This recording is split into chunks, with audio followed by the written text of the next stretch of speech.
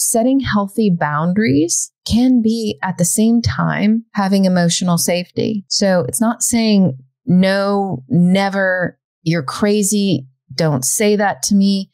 That's not a healthy boundary. If you love somebody, seek to understand.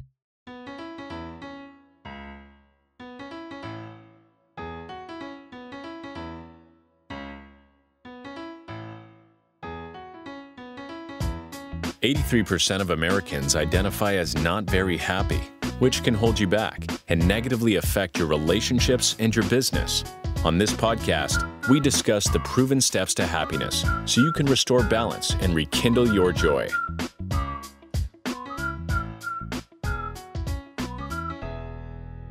Welcome to another episode of How to Be Happier for Entrepreneurs. Today, my life partner and business partner, Yvonne, is going to be co-hosting with me. Welcome, Yvonne. How are you? Hi. We're going to be talking today about the courage to be seen and actually how vulnerability deepens intimacy. Yeah, we get all the time. We bring such amazing content to our community. We have a company called Unlock Limitless You. You can check it out, unlocklimitlessyou.com. But we have what I call my tribe. And we're talking about neuroscience, quantum physics, manifesting, Ayurveda, you name it.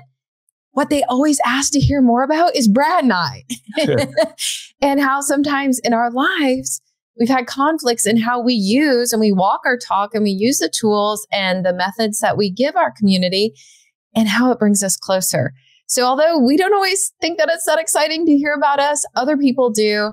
If you want to learn more, you can go check it out on unlocklimitlessyou.com and sign up for our Limitless Connections or tribe. But for now, we thought we'd just share with you guys the stuff that people keep asking us about. How does your relationship work? How has it changed since you've had your transformation, found self-love, and grown? So that's what we're going to do today. And we hope that you can take something away, perhaps get inspired to flex your vulnerability muscle, right? Brene Brown is what she's talking about in your relationship and allow yourself to truly be seen. Your authentic self, not the mask that you wear, but like the true you.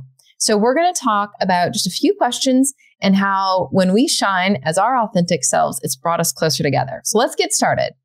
Brad, so the first thing I think we should talk about, you hear the word self-love a lot and it's everywhere. And sometimes I feel like it's overused, but let's keep going with it for now. How has self-love, do you think, influenced the way that you and I navigate the conflicts in our relationship? And how does that differ from how you used to do it? Yeah, so we're going to be vulnerable. We spoke about how vulnerability brings you closer in a relationship. So we're going to be vulnerable. No holes barred here. So you're going to want to tune in and to the end because there's going to be some good stuff shared. How does self-love influence the way we navigate conflicts? It's the basis of our conflicts. It's not the way it used to be because in my past relationships, I was always with someone who was trying to prove their worth. And of course, I was trying to prove my worth. We wouldn't have matched. If you have someone who has high self-esteem and high worth, they generally don't match with someone who has low self-esteem and low worth because they just wouldn't gel together, right? So in the past, it was tough. Conflict did not bring us closer together. It actually brought us further apart. And why is that? When someone came to me, it could be, we're obviously talking about intimacy here, but it could be anyone. When anyone would come to me and challenge who I was, my self-worth, that little limiting belief inside my subconscious brain would start saying, see, I told you were no good and they're right.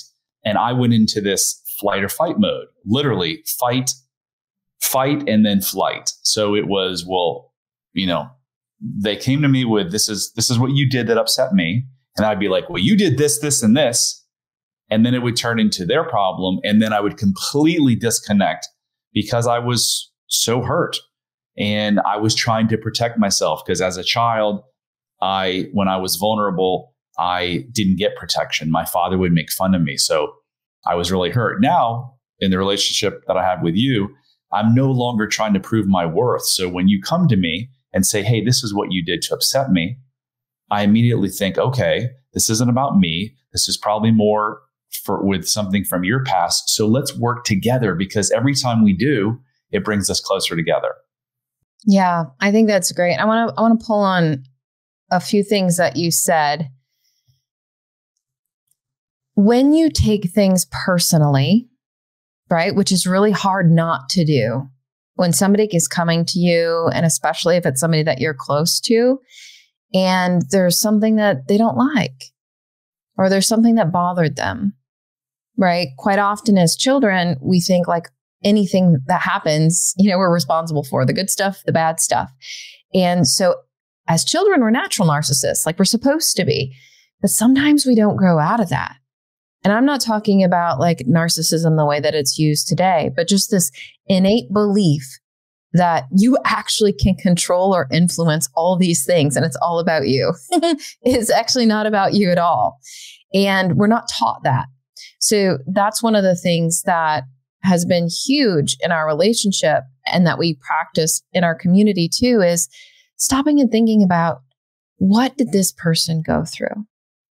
Right? Like two things, curiosity and compassion. So if somebody comes at you and you're like, oh, everybody usually typically goes into protection mode. Like Brad said, like I have to protect myself. I don't want to be wrong. I don't want to not be enough. I don't want it to be my fault. Like, why are they beating up on me? Like I give, right? All these things, all these stories, these narratives that we play in our heads, right? Not our fault. Definitely not our fault from like how we were conditioned, and definitely not our fault. If you watch any movie, right? It's like the worst in the world to like just watch these dramatic movies. Step away from those. And two things. First, take a deep breath, because you're going to go into that fight or flight and you want to reconnect to your subconscious mind. And you can do that through your body and get curious and say, okay, something's bothering them. I wonder what it is. And then I look at Brad and I'm like, oh, there's a little Brad in there and something's bothering him. And so that's how you can have compassion. Even when somebody's coming at you, it's kind of like, oh, wait a minute. I'm going to see them as the child, not like in a condescending way, but as the subconscious child mind that they're coming from right now. And I'm going to love them first. And then I'm going to get curious with them and think about, why might you be feeling that way? How can I help you? Because if you're in a relationship, whether it's an intimate relationship or a business relationship or whatever it is, it's not about being right. It's not about being wrong, right? It's about deepening the connection, aligning on whatever mission you're trying to align on, if it's at work. And you're not going to do that. If I make Brad wrong because he's trying to make me wrong, that's going to just push us further apart. What's the point of being in a relationship if that's what you're doing, right? So Yvonne, though, I think you'd agree, it's really hard to do that. What you said, be curious and take a deep breath when you lack self-love. Yes. So if you are wondering, do I lack self-love and is it affecting my relationship? Do your relationship a favor and spend 3 minutes, go to unlocklimitlessyou.com/quiz and take this quiz. It's only 12 questions and it will actually show you, it will give you awareness. And from that awareness, you can change. And that's what we do so often with our clients over the 5 weeks that we work with them. We see client after client after client that goes from lack of self-love to extreme self-love. And then their relationships completely transform. So you got to find out if you lack self-love, and then you got to have the tools. So why was it so hard in our previous relationships to make this to make conflict actually bring us closer together? It's because we didn't have the tools. So what you started to explain was something that we developed called the Joy Regenerator, and the Joy Regenerator is this actual tool that you can use when you get in that triggered state to breathe. Take a couple deep breaths and then identify the emotion. Once you've identified the emotion, give yourself compassion for the emotion, because likely as a child you didn't. And then you get to figure out where it came from. And that's kind of what we do in our program. We help you find that. You can do it on your own in meditation sometimes, but it's sometimes often hard because it's buried in your subconscious. Then you ask yourself, what was the original thought that created that emotion? Because there's always a thought that creates emotion, that creates an action. For me, anytime that you challenge me and I feel this like angst in me, it's always that old, you're not enough. She doesn't love you. She's going to pull her love away. And then I go, but wait, am I enough? Is the thought that's causing this conflict and this bad feeling? Is it true? No, I'm enough. And then boom, I can jump back into joy, hence the joy regenerator. Yeah. And I think a couple things we talked about. One is self-compassion and self-love. Like if you don't have self-love and self-compassion, you don't know how to give it. And so compassion is really important. Curiosity. Oh my gosh. It can actually make this fun. We were on our call last week and I'm like, guys, let's make this fun. Like, why do we want to like suffer in life?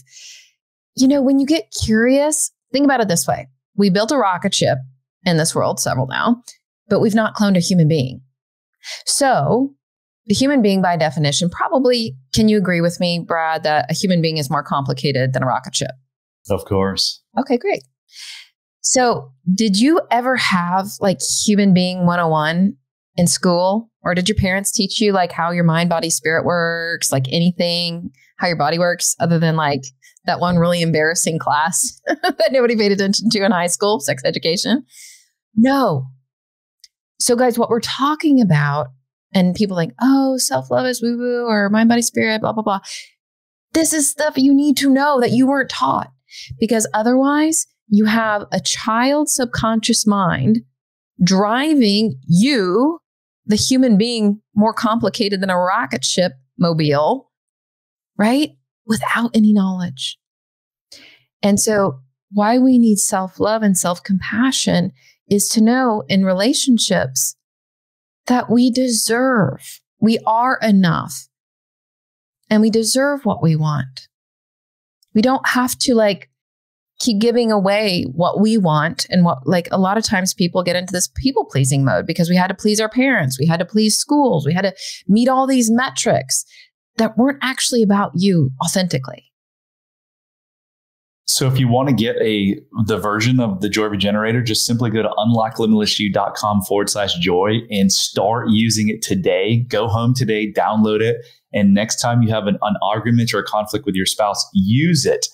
And on the back end of that, the second part of the Joy Regenerator is, Yvonne, you made me, what you just said or did made me feel angry, sad. It's not your fault, but can we discuss it so that I can heal and we can become closer? We actually use this in our relationship and it works great. So back to our relationship and the conflict.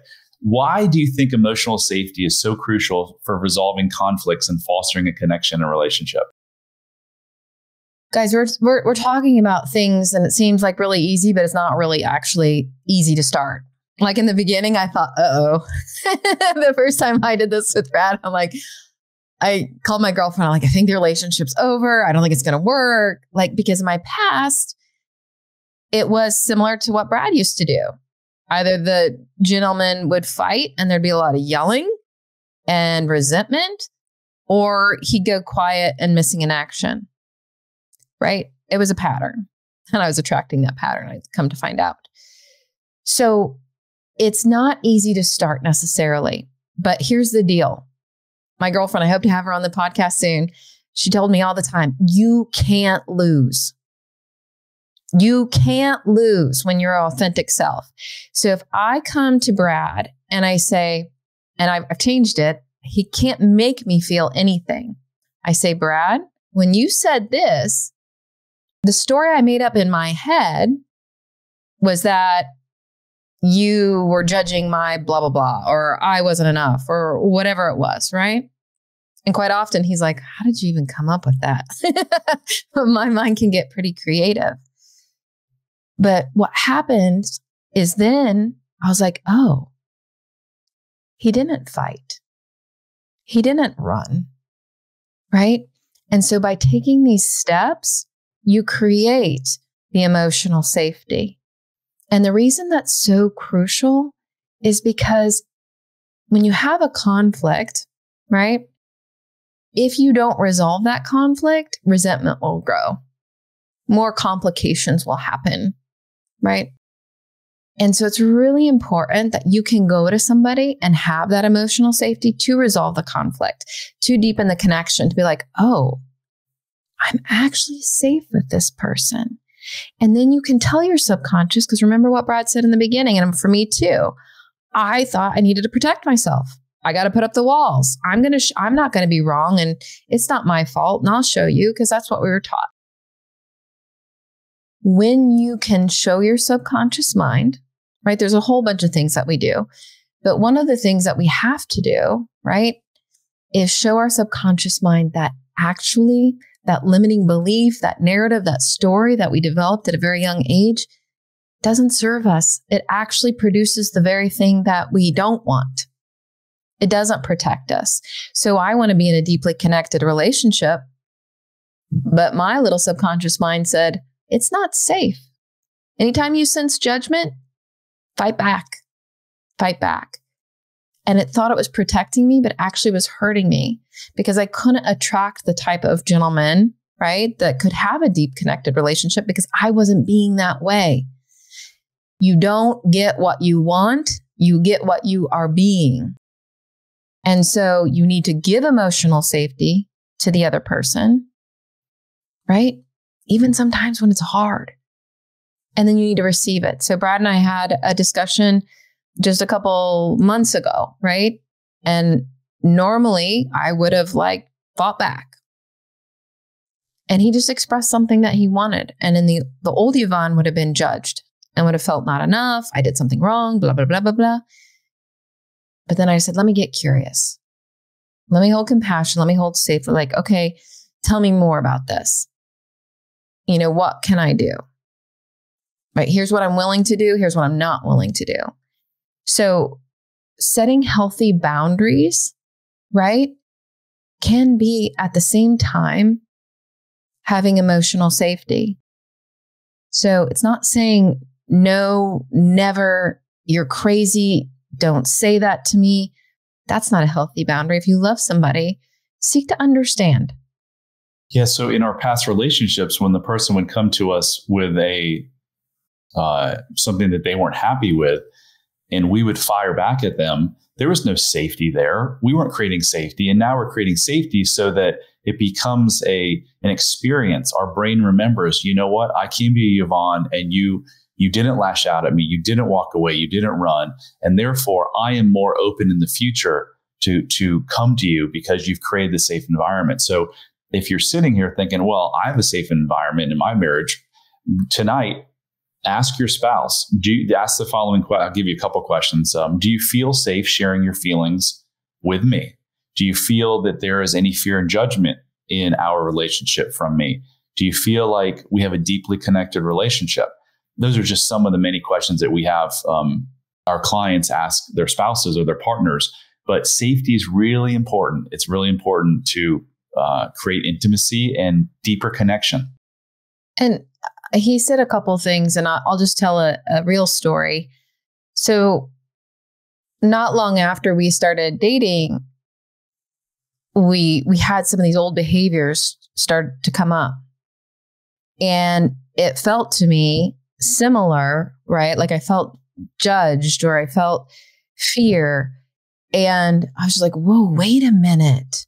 I just got out of a 7-year relationship that was full of that. I got out of a 10-year marriage that was full of that.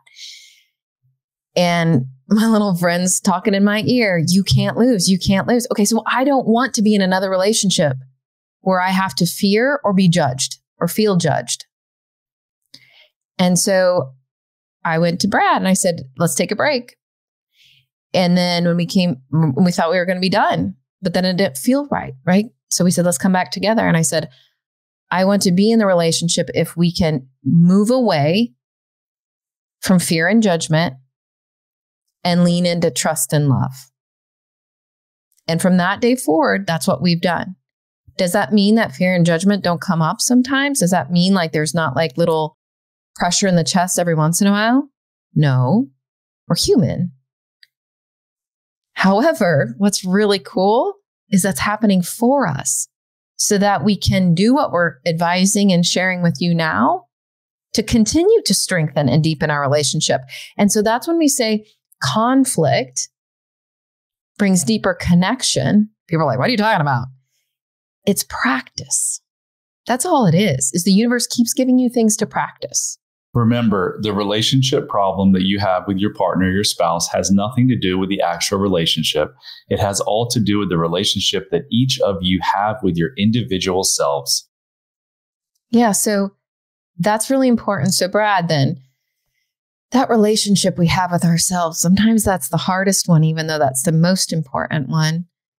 So how does being vulnerable, really being vulnerable, play a role in transforming those conflicts that we just talked about into the opportunities for deeper connection? Can you give our audience examples, and I can too? When did you have to be vulnerable when you weren't quite comfortable doing it? And you're like, oh my God, thank God I did that, because now we're closer. Well, I think I can recall that when we had broken up a year and a half ago, and for a couple of weeks, and I came to see you, and I was sitting there, and I remember telling you, I was like, I feel like I just need to run. And I had this pit on my, not a pit, I had this weight on my chest. And it was just like, get out of here. This isn't safe at all. You've got to run. I remember telling you that.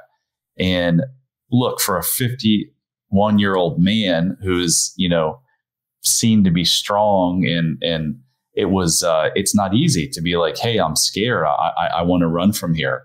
But what happened is we continued to talk, and over the minutes, and it wasn't 30 minutes, it was like 10 minutes, 5 minutes, 15 minutes. As we continued to talk, that deep pressure on my chest just slowly started to release. And again, that's, if we go back to the Joy Regenerator tool that you can download, that's what happens, whether you're in a relationship or in traffic, or, you're going to do something, have a drink and you shouldn't.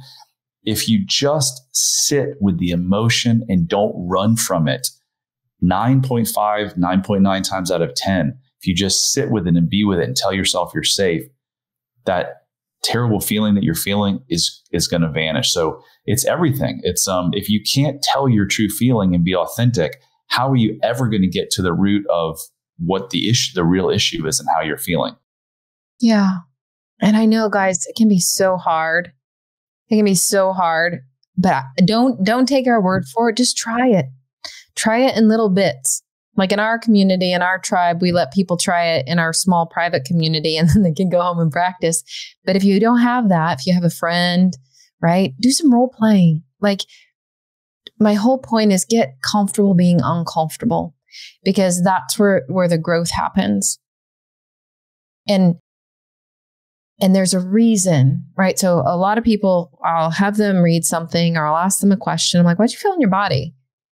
And they're like, I don't feel anything in my body. What are you talking about? We're having a conversation. Why would I feel anything in my body? I'm listening to what you say.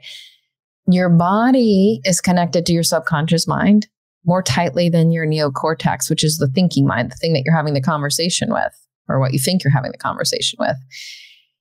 It's really important to sense where you feel it in your body, because then you can be like, okay, there's something going on here. How can I be vulnerable? One of the best ways I've found to be vulnerable, even when you don't want to, when it's scared, is to tell people, this is what my intention is, and this is what I really need right now. I didn't grow up asking for a lot. Good German work ethic. You just do, and do it all on your own. And my parents never told me to do that, but it ended up, that's how I was. And so, guys, learn to ask for what you need in a vulnerable way, right? So I can remember a time where Brad and I were having a conversation, and I was feeling judged. I wasn't feeling loved. And again, that's not his fault. It's like how I was making a story up in my head. And I said, I really just need a hug right now. I really just need to know that you care. My intention is to, like, whatever, can't remember the conversation right now, but it's my intention is that we become closer and neither of us feel bad. And what I really need right now is a hug, and to know that we're on the same team doing that. So if you have difficulty being vulnerable, you're not alone. It's quite normal. What I would say is take a step. And an easy step to say is, here's my intention. Normally, if you're aligned to your intentions, whoever you're with is going to be understanding.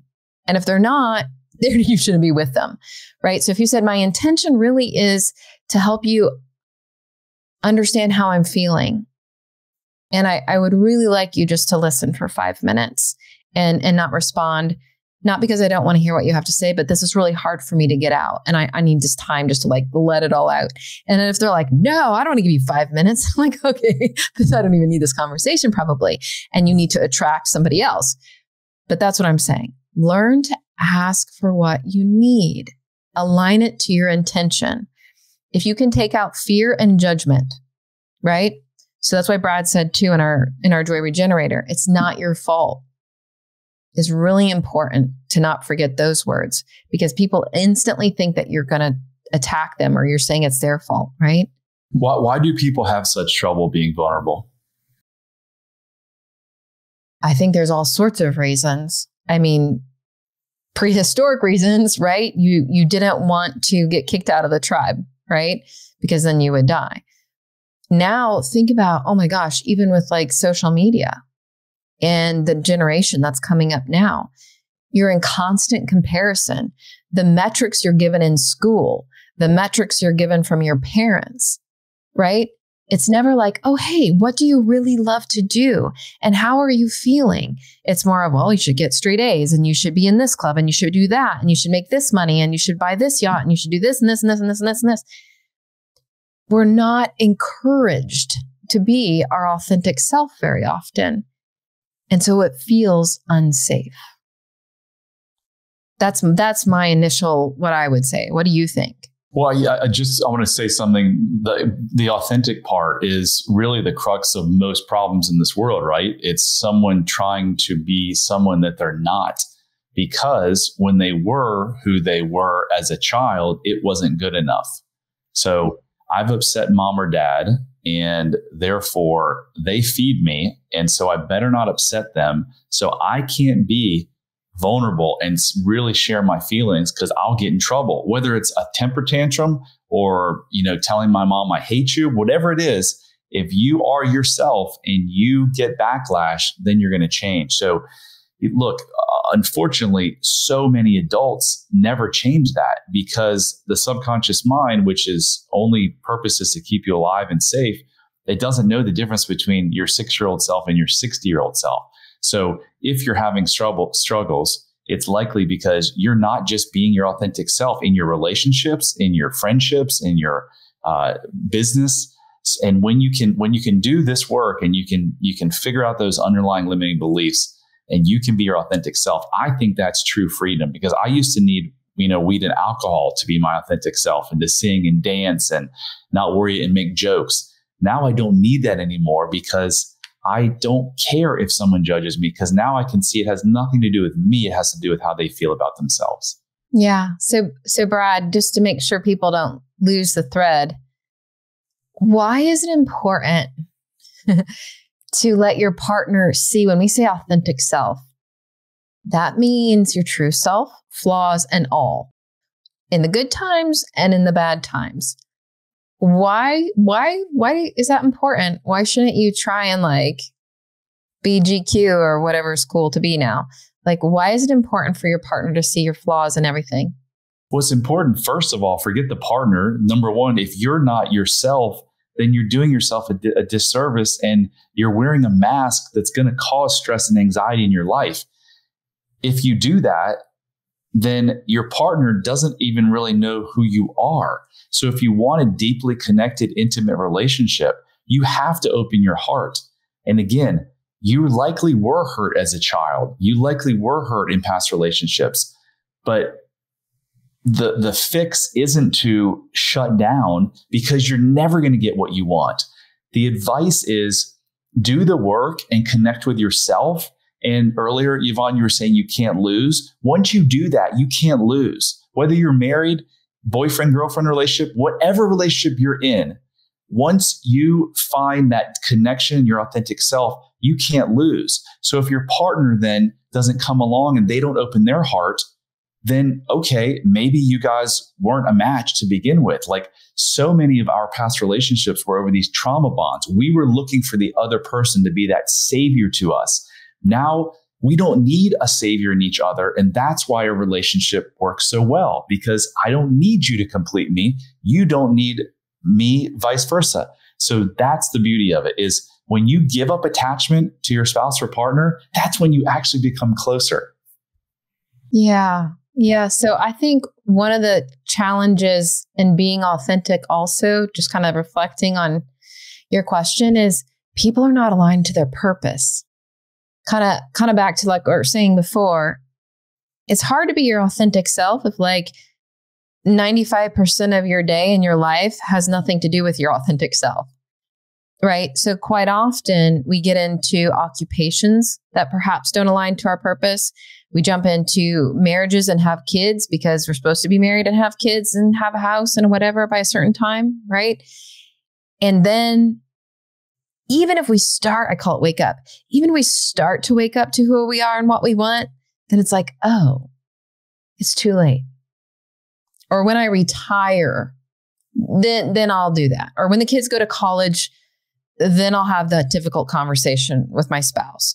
Or maybe there's no problem in the relationship, but it's like, I got to pay the bills. The kids want this, blah, blah, blah, blah. Why is it important, do you think? Like, what have you found? And I can share what I've found. When you have perhaps external, I'll use air quotes, success, but you don't have internal success. And by internal success, I mean, you know who your authentic self is, and you have a really good idea of what you enjoy doing and what you think your purpose is here to do on this earth.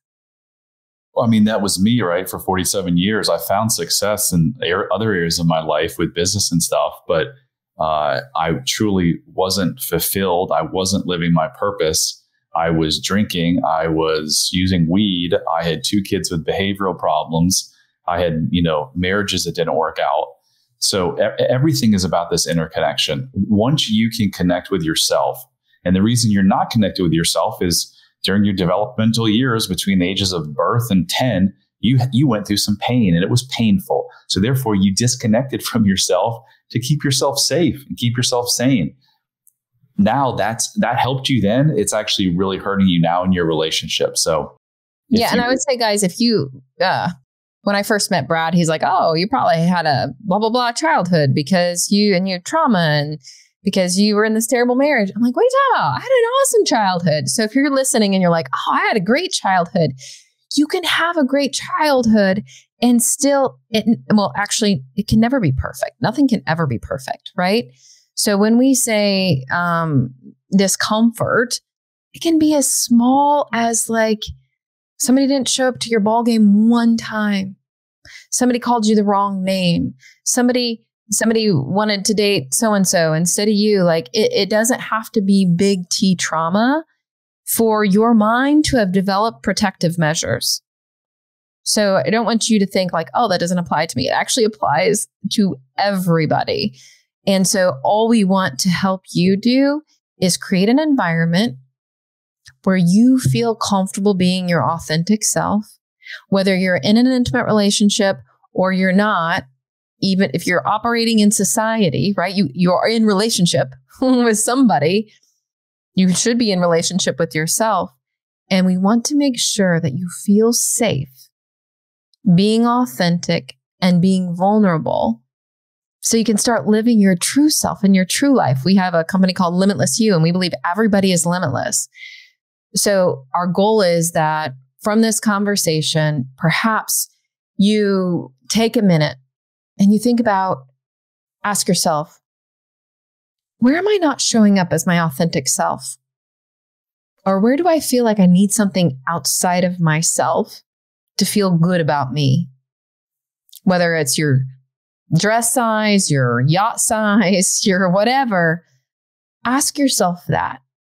And then pull the thread on that. Yeah, that's true freedom. True freedom and liberation is being your authentic self all the time. So thank you.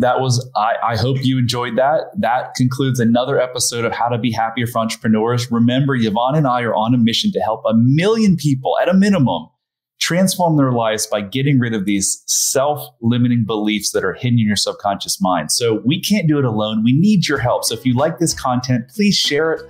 Please rate it. Please review it. Anything you can do to help us would be much appreciated. Thank you, Yvonne. Until next time, love heals all. Have an amazing evening.